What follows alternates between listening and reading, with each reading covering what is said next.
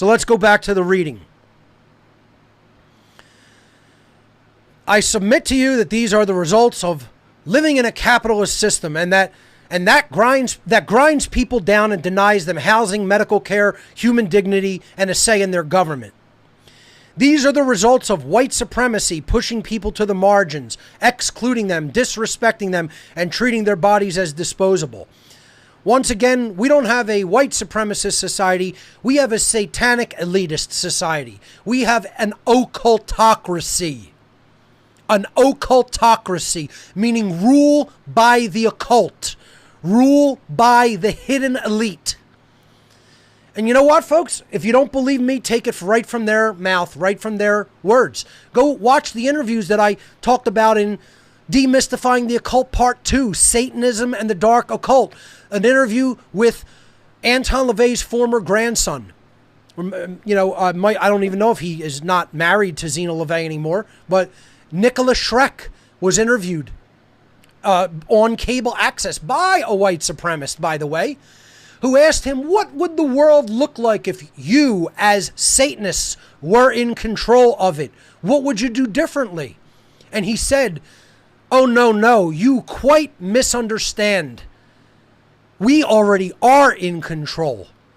We want the world more radically transformed into our vision of what it should be and look like. But make no mistake, we already are in control of it. We are just going to tighten and refine our control of the world. That was Nicholas Schreck's answer to Tom Metzer in that interview that I gave in that presentation. Go back and watch it again. Maybe we'll play it, you know, to show people, hey, here's how it really works. These people are all too comfortable in telling you how they operate. From the shadows. So he's trying to put this, saying it's to blame by capitalism and white supremacy. And these are just divide and conquer tactics, ladies and gentlemen. They're not going to teach you who's really in the realm of true elitist power. You want to learn that? Go read Tragedy and Hope by Carol Quigley. Then you'll know who's really in power.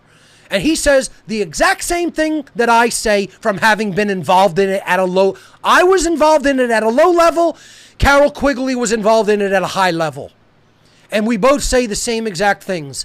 It's a complex, interconnected network of people who know all of the workings of the human mind, human psychology, and know how to manipulate it. They're master manipulators of psychology. Same exact thing he says I've been saying for years.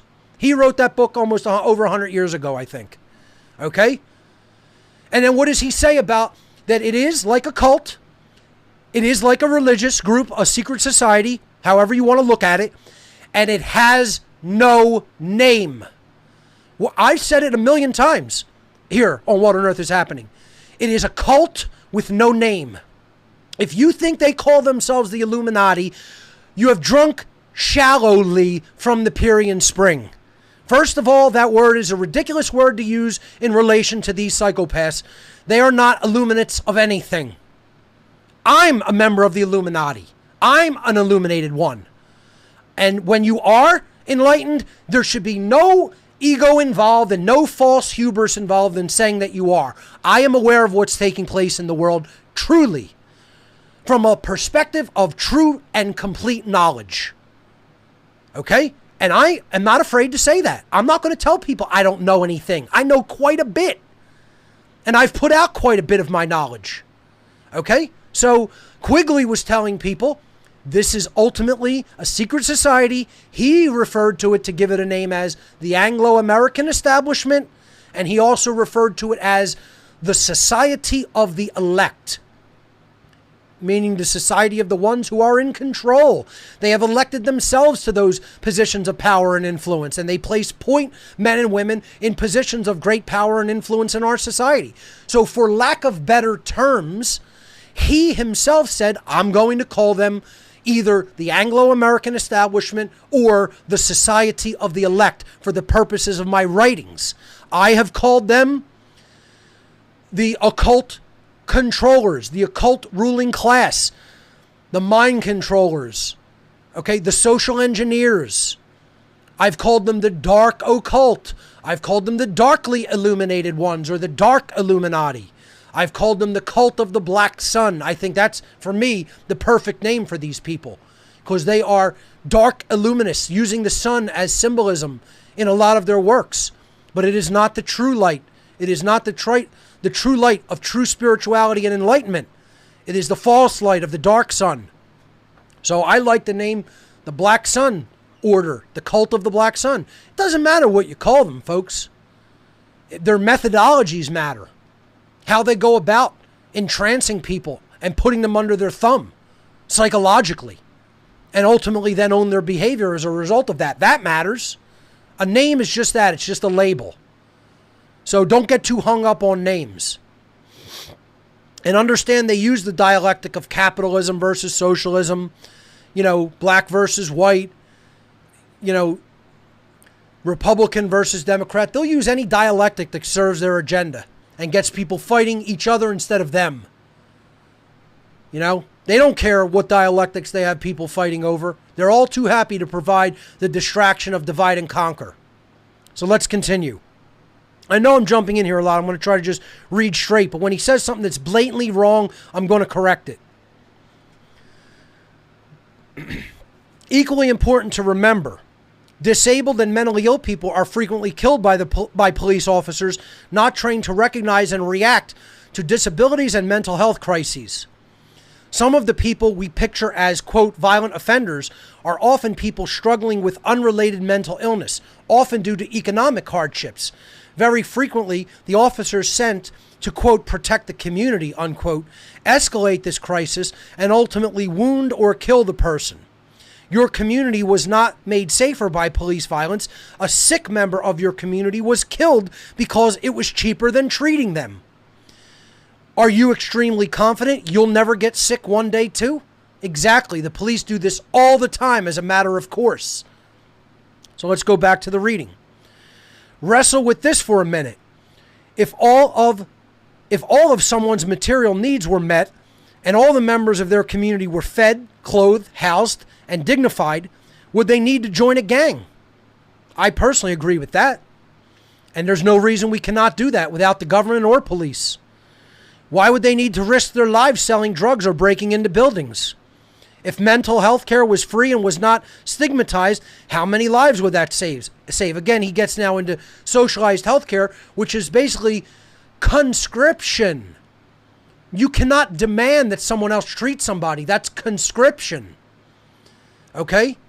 So I don't agree with socializing anything, because you're basically giving that to the government to control and distribute, and then you're conscripting people through theft of taxation and or outright physical conscription.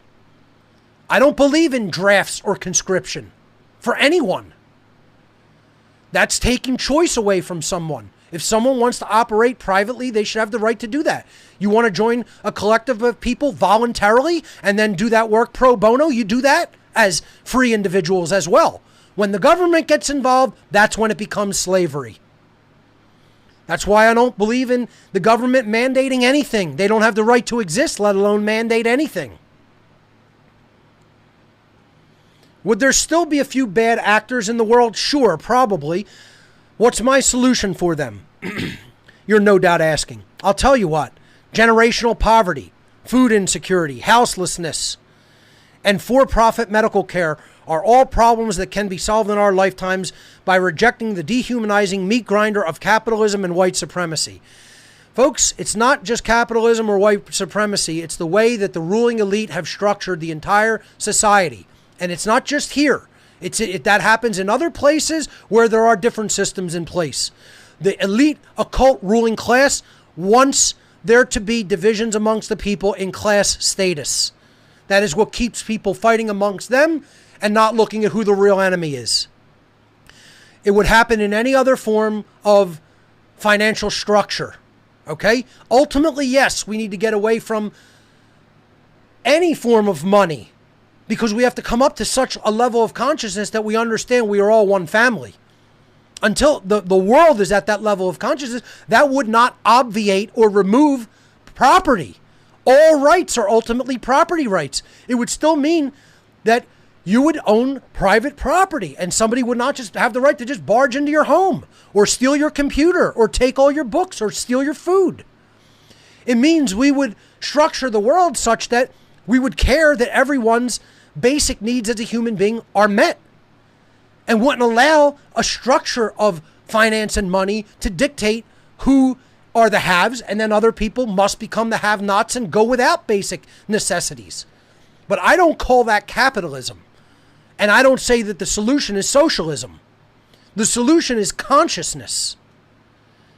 The solution is not the government mandating who needs what and then deciding we're going to provide it in this way through theft, which is what taxation is, through violence, which is what policing is, and that's what taxation is. It's ultimately done through violence and the threat of violence, which is called duress.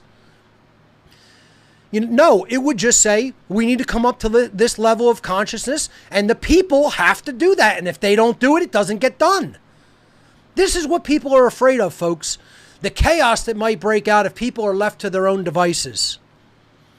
Well, what's worse, people being controlled and enslaved or people left to their own devices and there may be some chaotic stuff? Happened. I talked about it last week. It would always be preferable for even violent gangs to come out and take over society because no one would believe that they have the right to rule them. Now we have a violent gang running society called the police, run by the politicians and ultimately by the dark occultists, but everybody believes they have the right and authority to rule them. You think that's not infinitely more dangerous? They have gotten people to covertly believe that they are the rulers of society and have the right to do this violence unto other people. And people believe this horse shit. That's an infinitely more dangerous problem. The belief in authority. And then monopolizing a gang to do violence, calling themselves the police. That would be infinitely more dangerous than just having some violent street gangs take over. No one would think they have the right to rule. And then they'd step up and eventually stop them through defensive force, including deadly force, which would be their inherent right to do so. It's already our inherent right to do so. People just haven't recognized that fact. You see. Continuing. Once that's done, we can work together. We can work on the edge cases together with clearer hearts not clouded by a corrupt system. Again, he makes some points about, good points about abolishing the police, but then he goes off on tangent sidetracks because he doesn't have enough knowledge. If this person understood the world of the occult and what it really does, what it really is, not what Hollywood wants to make you think that it is, what it really is, and who's really running things, he wouldn't be worried about the dialectic between capitalism and any other form of finance. And he certainly wouldn't be advocating for socialism. All right? Continuing. Police abolition is closely related to the idea of prison abolition and the entire concept of banishing the carceral state. In other words, that which does the incarceration. Meaning creating a society focused on reconciliation and restorative justice instead of punishment, pain, and suffering. A system that sees people in crisis as humans, not monsters. People who want to abolish the police typically also want to abolish prisons and get the same questions get asked. What about the bad guys? Where do we put them? I bring this up because abolitionists don't want to simply replace cops with armed social workers or prisons with casual detention centers full of puffy leather couches and PlayStations. We imagine a world not divided into good guys and bad guys, but rather a world where people's needs are met and those in crisis receive care, not dehumanization. I agree with this to a large extent. The only part I don't agree with is that there should never be punishment for bad behavior. And I think the punishment should be immediate. Where if you even work yourself into a state of consciousness or a mentality or a psychology where you think you have the right somehow to harm someone else, you should be prepared to accept the negative physical consequences from other free beings. Let me just say that again unequivocally. I believe in the abolition of the police. I know it's the only moral position. I believe in the abolition of all prisons. I've said this from day one on What on Earth is Happening. I think that's the only moral position. I don't believe anybody should be kept caged. Okay? I don't think those are solutions to people who want to take other people's rights or property away. However, I do believe in vicious, immediate response to violence. Let me say that again in no unequivocal terms. And let me say this. If you think this is not a spiritual understanding and a high-level spiritually aware statement, you aren't awake. You don't understand what inherent rights are. And I'm not saying everybody has to take this approach, but I'm saying if the approach is taken, it would be well within the inherent rights of every human being. If someone accosts me on the street and starts wailing on me for no reason, I have every right to physically annihilate that person, no matter what uniform they're wearing. If somebody accosts me on the street and tries to steal my property, I have every right to physically annihilate that being, no matter what uniform they're wearing. Whether they're in plain street clothes, whether they're in the uniform of the state, or whether they're buck naked. It would not matter. Okay? People have to understand self-defense, and we need to be a society that enshrines self-defense as an inherent natural right and uses it so frequently that when it is used justly, somebody goes, good for that person. They exercise their right against a thug. And ultimately, it doesn't matter why the thug became the thug. I agree we should address all of those concerns and we should have help for people like that. But if they've moved it from the place of being fucked up in the mind so much that then their behaviors result in them accosting, taking away rights from other people, stealing property from other people, whatever happens to them happens. Hardcore cold. I'll look at somebody right in the face and tell them that. Because they have no right to conduct violence on other people, and other people inherently have the right to defend themselves up to and including deadly force. I don't play games with people on the street if they accost me. I'm not playing games with them. Just a few months ago, right near in my neighborhood, a couple of blocks from where I'm sitting, two guys got in an argument. One guy thought he has the right to punch this other guy in the mouth, hits him in the jaw, knocks him out, falls backwards, hits the back of his skull on the occipital protuberance on the concrete, dead. Dead. Over some stupid fucking argument. Okay? You wield physical force against me without right. I'm going to take it up to, very quickly escalate it up to deadly force.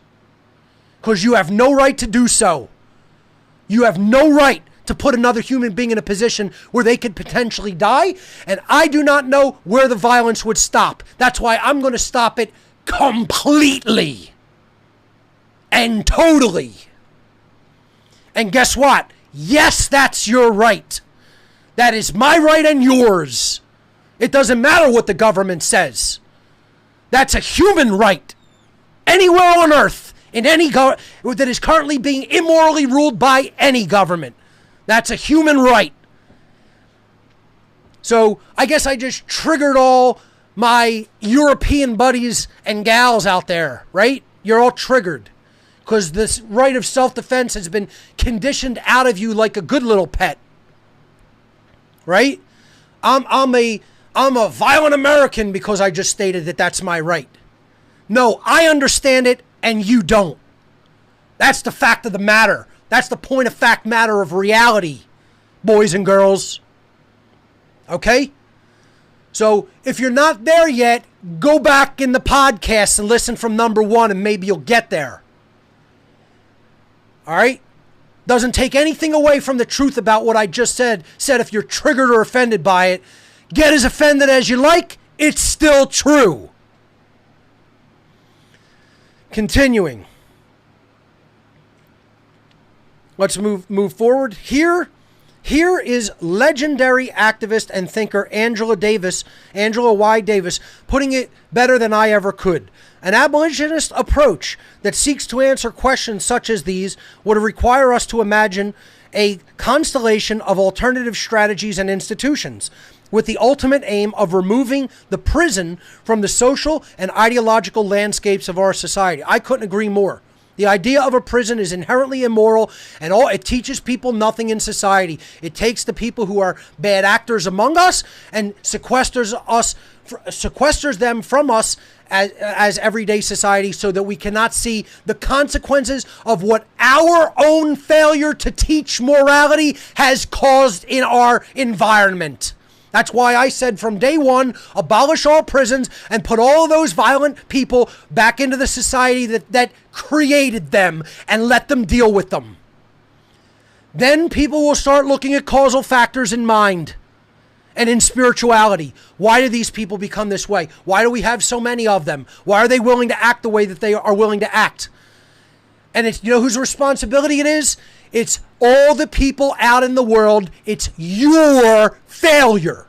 You're responsible for it.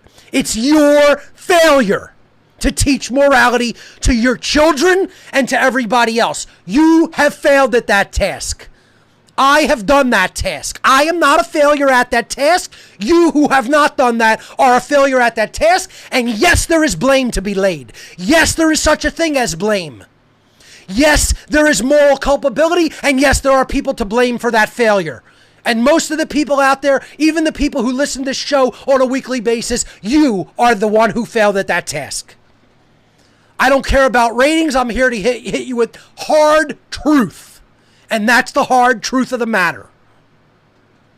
I don't care if you get offended and shut the show off and never listen to an episode again. Not my problem. I'm fulfilling my dharmic work, and that's your karma that you've taken and done nothing with. And you will be held accountable.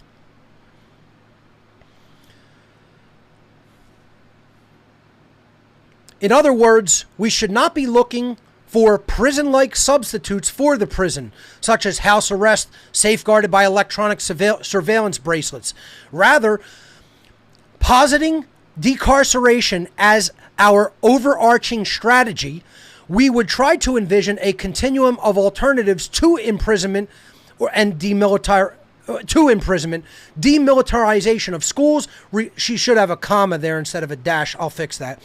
Revitalizing the revitalization of education at all levels, a health system that provides free physical and mental care to all. Again, that's where I would diverge in that, because if it's voluntary, fine. But you cannot conscript people to provide health care. You know, you cannot tell them, and how they want to work it is steal from everybody and make the government pay for those services. That's theft. That's immoral. All socialization of healthcare is immoral. You cannot conscript doctors, and you cannot keep people in duress through taxation. Either people get it done voluntarily or it doesn't get done. That's the level of consciousness you have to get to. If people don't pave the road doesn't get paved. If food isn't grown, food doesn't get grown. If we don't teach people morality, they grow up into bad people. That's it. All the failure has to be placed squarely upon the individual and the community for not doing those things. If you don't take your trash out of your environment, you have a filthy environment. If you don't clean your house, you got a filthy house. If you don't clean your dinner plate, you eat off a dirty dinner plate the next night. Take personal responsibility for what needs to be done and do it. Don't say we need to have free this and that and that. No, what you're saying is steal from everybody and or conscript doctors. Let's be honest, that's the violence that you're talking about enacting. It's not a right. It's not a right. I don't want to make the show about that, but they hammer this in this article, and I'm going to point out where things are false or immoral. They don't have all the answers. They've drunk shallowly from the Pierian Spring. Whoever wrote this, if you can prove you wrote this, get in touch with me. I'll help you get mentored into total enlightenment. Okay? And yeah, I can make that claim with no false hubris. I'll mentor you through my material into getting completely awake so that you understand what rights are.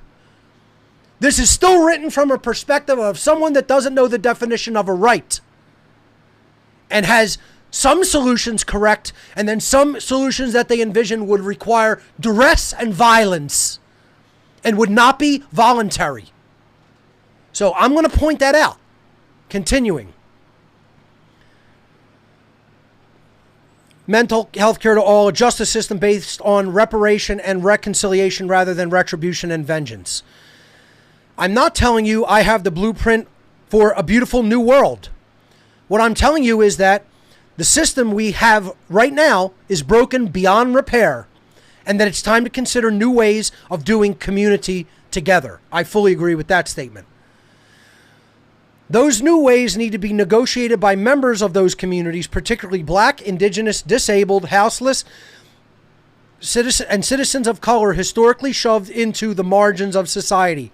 Instead of letting Fox News fill your head with nightmares about Hispanic gangs and the Hispanic community, ask the Hispanic community what they need to thrive. Instead of letting racist politicians scaremonger about pro-Black demonstrators, ask the Black community what they need to meet the needs of the most vulnerable. If you truly desire safety, ask not what your most vulnerable can do for the community, ask what the community can do for the most vulnerable. A world with fewer bastards is possible. If you take only one thing away from this essay, I hope it's this: do not talk to cops. But if you take only two things away, I hope the second one is that it is possible to imagine a different world where unarmed Black people, Indigenous people, poor people, disabled people, and people of color are not routinely gunned down by unaccountable police officers. And let me tell you something, folks. I agree with that, but it is not the totality of what's going on with the police. This is not about race. Yes, races of non-white people are actually more likely to be harmed or killed in a police interaction, but it's not just them. White people are killed by police just as violently as Black people, Indigenous people. It does not matter. This is not a matter of race and never has been. This is a matter of the belief in authority. Let me say that unequivocally again for those who are a little slow on the uptake. It's not a matter of race.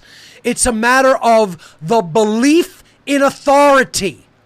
So you go out and ask all of those protesters out there protesting the George Floyd incident, do you think all government should be abolished? Or do you think these people actually have the moral right to exist and organize society in the way they organize it? I guarantee you every one of them, almost bar none, with the exception of a tiny percentile, maybe 1 or 2%, are going to say, oh no, we are not suggesting getting rid of all government.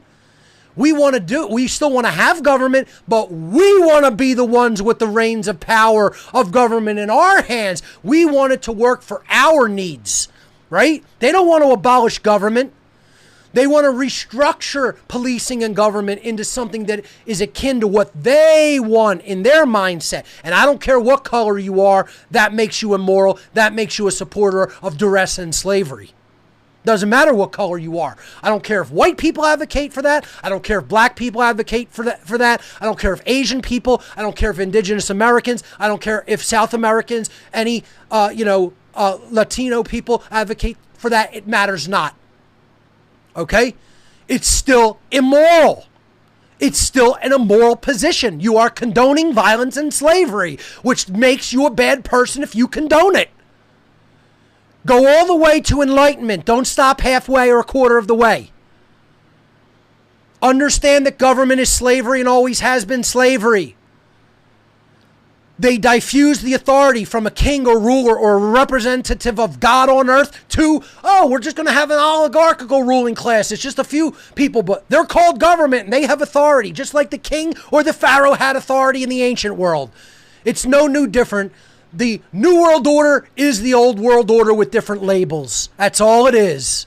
Different euphemized labels. We're going to euphemize this, give it a nice little euphemistic label, put that euphemism out there for the dumb public to buy into, and repeat it over and over and over again. And then the public grasps onto it and says, oh yeah, this is completely different. No, it's the same shit on a platter. They just put a little sprig of parsley next to the big glop of shit. That's all that happened, folks. They dressed it up and you swallowed it. All right? That's what happened.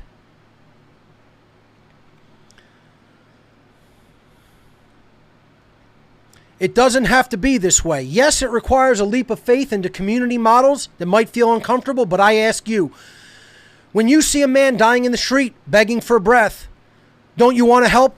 Don't you want to leap away from that world? When you see a mother or daughter shot to death, sleeping in their beds, don't you want to leap away from that world?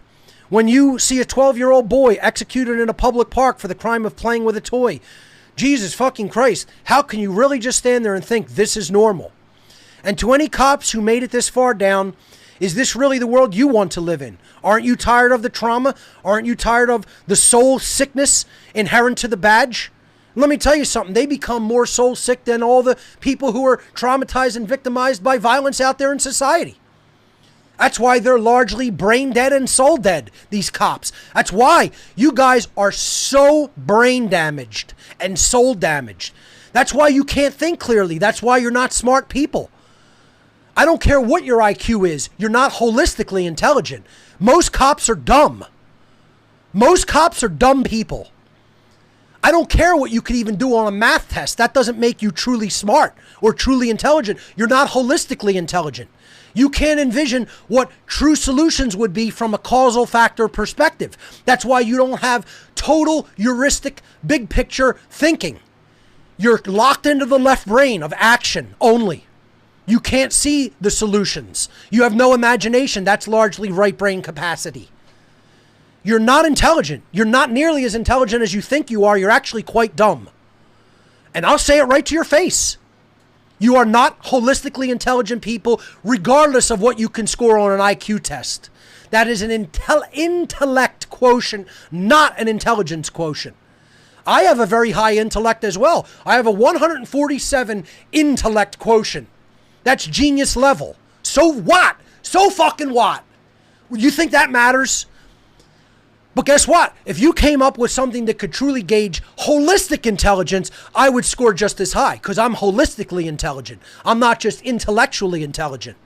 And most cops, you are absolute, complete, inept, backwards, dumb people when it comes to holistic intelligence.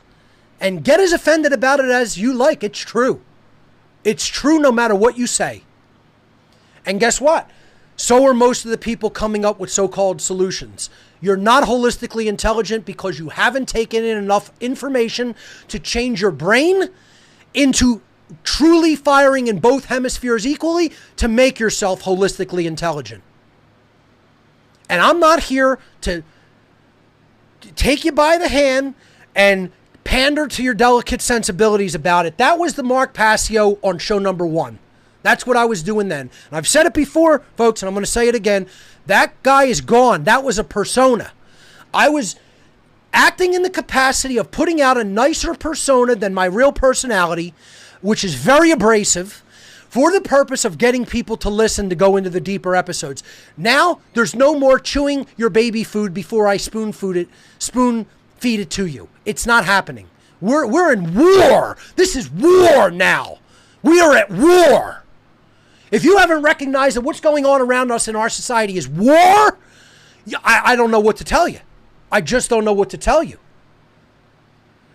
And if you think that the time is now to baby spoon potential soldiers in an information war, you're nuts.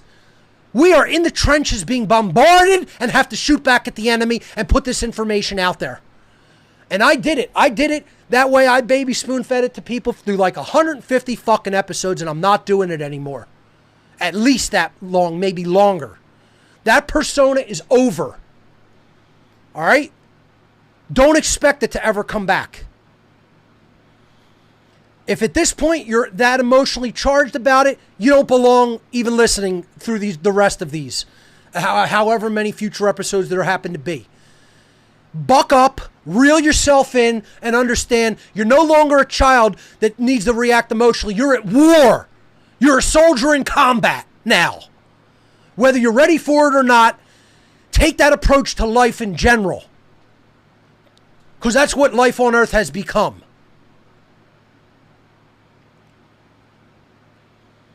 To any cops who made it this far down, okay, let's see. Are you tired of the trauma? Aren't you tired of the soul sickness inherent to the badge?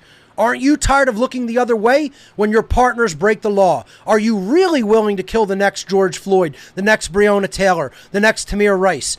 How confident are you that your next use of force will be something you're proud of? I'm writing this for you too. It's wrong that what our training did to us.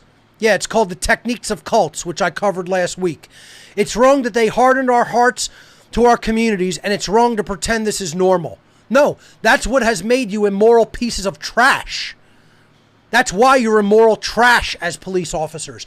It's to even believe that policing should be done makes someone an immoral piece of trash. That you can't envision that it be done a different way. And no, it is not different than an individual defending themselves. If they only did that when violence occurred, I would say, hey, then they're just acting in the capacity that any other person individual who has these rights. No, they are so-called delegated special rights that other people don't have. And then they get qualified immunity for doing that violence and duress to the public. And they can't be held accountable as individuals. Once again, the reason government and policing cannot exist morally, from a moral philosophical framework, groundwork, perspective, is because no individual can be delegated rights that do not exist for any other individual, for all other individuals. Either you have a right by nature, and it's the same for everyone, and if you do not have a right, you cannot grant that behavior and tell someone else you can do that behavior with impunity. It is axiomatically flawed to think that you can. It is axiomatically, meaning from a foundational standpoint when it comes to philosophy and morality, you cannot delegate a right to anyone else that does not exist for an individual. That's an axiomatic flaw, meaning you are flawed at your foundation, like the Leaning Tower of Pisa. And you started building and building and building, and now you have a structure that is not really truly structurally sound. That's what we've built in the world because we have our axiomatic principles completely out of alignment. They're not in harmony with natural law. They're not in harmony with true morality. And then other people think it's just fine, and they think somehow they know a little bit about what's going on in the world when they're actually dunces who haven't looked at the available knowledge. And then they think they know, and they're going to dictate to everybody else. Back to the reading. Look, I wouldn't have been able to hear any of this for much of my life. You reading this now may not be able to hear this yet either. I find the same thing with what on earth is happening. People cannot hear this. They cannot hear what I say. Does not matter. True nonetheless. Not because I said so or because it's my opinion. No, has nothing to do with that. There is objective and absolute truth in nature. And it is our goal as human beings to gather that knowledge, take it into ourselves, and bring our perception into alignment with natural truth. Most people's ego is too big and out of control, and therefore they cannot hear it, and they cannot bring their behavior, their mental processes, and their behavior into alignment with objective truth in nature. The problem has absolutely nothing to do with me as I teach it. The problem has everything to do with others' ego being too inflated and too in the way to receive it. That is why they cannot hear much of what I say. I've had people say, Mark, my ego was so hardened and crystallized, I listened to shows from you and I could not hear them. I had to stop. Experiences had to happen to me in my life. Other knowledge had to come to me in different ways. Finally, I could go back and listen, and then I could hear what you had to say, and you were 100% correct. And generally, the only thing I say to them is, yes, I know that this is how it works. Keep going. Don't stop where you're at. So, continuing with the reading.